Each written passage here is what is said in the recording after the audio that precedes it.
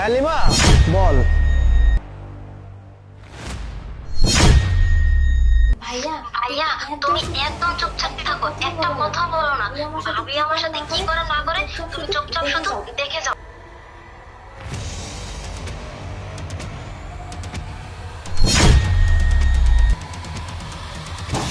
এই লিমার বাচ্চা, কোথায় বললি তুই?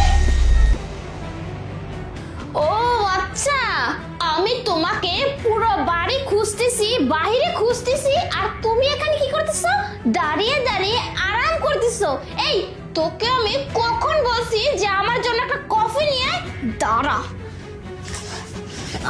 এই কি রে, রাত্রির কথা তুই ভুলে গেছিস? আরে রাত্রে যে তোকে আমি ইচ্ছা হারে মেরেছি, তারপরে সব কথা মন থেকে ভুলে গেছিস? আরে নিজের চেহারার দিকে তাকিয়ে দেখ না কি অবস্থা করেছি তোর চেহারার। ও বুঝতে পারছি, এসব দাগ দেখাও না তোর কিচ্ছু মনে হচ্ছে না, তাই না? এই আমি না তোকে আর শিক্ষা দিতে পারতেছি না। এত মার মারি তারপরেও কেন তুই চেঞ্জ হস না? আমার কথা কেন শুনিস না? ও বুঝতে পারছি, তুই এমনিতে আমার কথা শুনবি না, আরো বেশি করে মাইকটা বাড়াতে হবে, তারপর তুই আমার কথা শুনবি, তাই না? এই শোন, আমি যা খুশি তাই করি না কেন, তোর ভাইয়াকে কিন্তু কিচ্ছু বলা যাবে না, একদম মুখটা চুপ করে রাখবি। আর যদি কিছু বলেছিস তাহলে তোর একই চেহারার অবস্থা করেছি, তার থেকে কিন্তু বেশি খারাপ করে দিব, কোনোদিন নিজের পায়ে দাঁড়াতে পারবি না। আরে তাকিয়ে তাকিয়ে কি দেখতেছিস? এখন যাবি গিয়ে আমার জন্য কফি বানিয়ে নিয়ে আসবি, আর আমি যখন যা হুকুম করব তাই করবি। যদি একটা কাজ উল্টা পাল্টা করছিস না, তাহলে তো বুঝতেই পারতেছিস তোর সাথে কি হবে। যা বাড়ির সব কাজ দিয়ে কর, যা বেরো, কফি বানিয়ে নিয়ে যা। বসে বসে খাওয়া না, বিরক্তকর।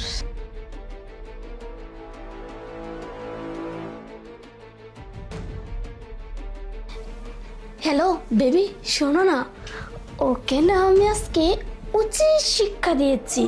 জীবনে আর মুখে মুখে কথা তো দূরে থাক, আমি যখন যা বলবো ওই তাই করবি। শোনো না বেবি, বলছিলাম তুমি যদি ফ্রি থাকো তাহলে কিন্তু আমাদের বাসায় আসতে পারো। ওকে ওকে, আমি তোমার জন্য ওয়েট করতেছি। আচ্ছা আচ্ছা, ঠিক আছে ঠিক আছে, ওকে। ভাবি এই যে আপনার কফি। দে।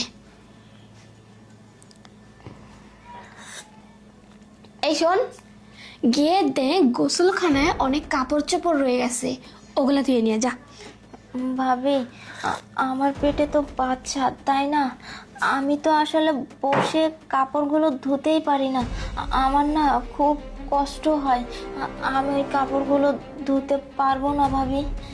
ও আচ্ছা, তুমি কাপড় কাচতে পারবে না, তুমি বসে বসে খেতে পারবে, এটা তো খুব ভালোই পারো। তখন তো বলো না যে ব্যথা লাগতেছে। আহা হা, বুঝেছি, তোমাকে মারি তাতে কাজ হয় না। এই যে তোমার পেটে বাচ্চাটা আছে, ওকে কি করতে হবে? পৃথিবী থেকে সরিয়ে দিতে হবে, তাহলে তখন তো ব্যথাও থাকবে না আর কাজ করতেও সমস্যা হবে না, তাই না লিমা? শান্তা আমার বোনকে এত অত্যাচার করে, এখন আবার বলতেছে ওর পেটের বাচ্চাটা নষ্ট করে দিবে। কাজ করি, শান্তাকে ফোন দিয়ে খোঁজ নেই যে আমার বোনের সাথে ও কেমন আচরণ করতেছে। ভাবি তুমি এটা করতে পারো না? আমি চাইলে না সব করতে পারি, সেটা আমি তোকে এখনই দেখাচ্ছি। এই যে আমার হাতটা দেখতে পাচ্ছিস, হাতটা দিয়ে তোকে, মানে তোকে না, তোর পেটে একটা ঘুষি মারি। হ্যাঁ না না ভাবি, ভাবি এই চুপ, তোর ভাই ফোন দিয়েছে, যদি একটা কথা বলছিস না তাহলে কিন্তু জিপটা টেনে একদম ছিঁড়ে ফেলে দিয়ে দিব, বুঝছিস? হ্যালো। হ্যাঁ শান্তা, লিমা কি করে?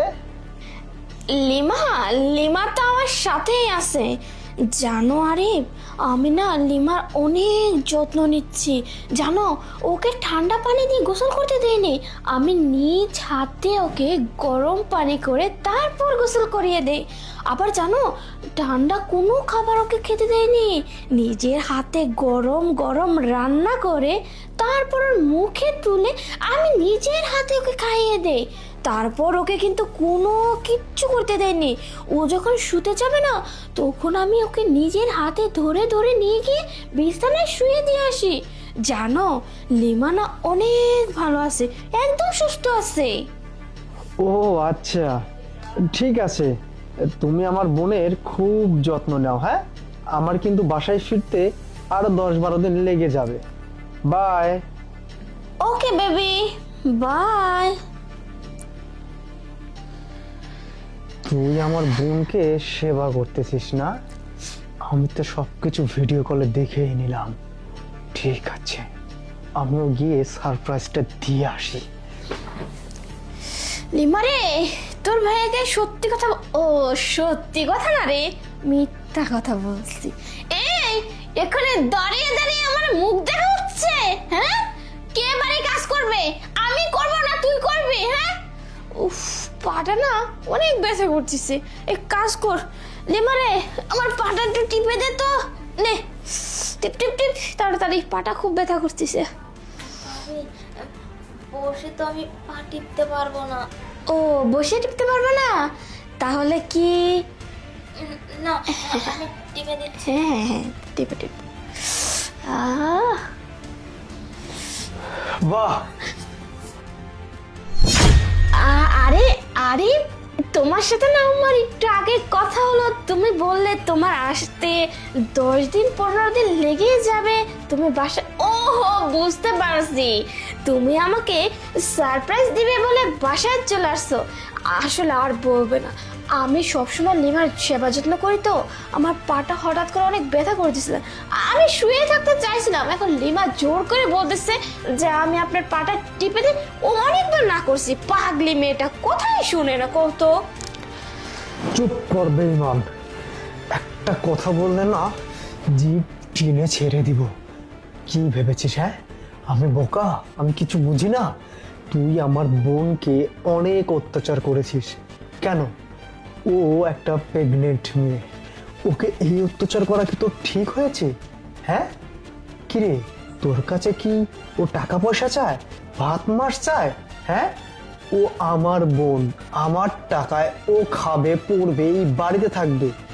তুই কেন ওকে অত্যাচার করেছিস? হ্যাঁ, আরে তুমি এসব কি উল্টা পাল্টা কথা বলতেছো? হ্যাঁ, আমি তো কিছুই বুঝতে পারতেছি না, কি বলতেছো বেবি? কি বলতেছি? দাঁড়া, এই দেখ, এতক্ষণ ভিডিও কল চলতেছে, আমার ভিডিও কলে লেমা সবকিছু বলে দিয়েছে। আর তুই যে আমার বোনকে অত্যাচার করেছিস সেটা আমি নিজের চোখেই এতক্ষণ দেখেছি। কেন? কেন আরে আরে, বল, কি কেন? করবো? আরে কি করবো? আরে আরে, তুই আমার বোনকে কি মেরেছিস দেখেছিস? হ্যাঁ, দেখেছিস? এই অবস্থা যদি তোর করি কেমনটা লাগবে বল? না বল। আরে আসলে আমি বুঝতে পারিনি, এত লেগে যাবে। তুই বুঝতে পারিসনি না, আবার আমার বোনকে মেরে বয়ফ্রেন্ডকে ফোন দিচ্ছিস যে তুমি আসো, পুরো বাসা ফাঁকা। বাহ, নষ্টা মেয়ে কোথাকার। হ্যাঁ, কেন আমার বোনকে মেরেছিস? এর জবাব তোকে দিতেই হবে। আমি চল। মাপ চেয়ে নিচ্ছি আরিফ। ওই রুমে চল, তুই আমার বোনকে যেমন ভাবে মেরেছিস আমিও তোকে গরুর মতো পিটাবো। তারপরে তোর বাবার মাকে ফোন দিয়ে নিয়ে আসবো, আর না হলে আমি মারতে মারতে তোর বাবার বাড়িতে রেখে আসবো। দেখি কে ঠেকায়। আরে চল। আরিফ, আরিফ এটা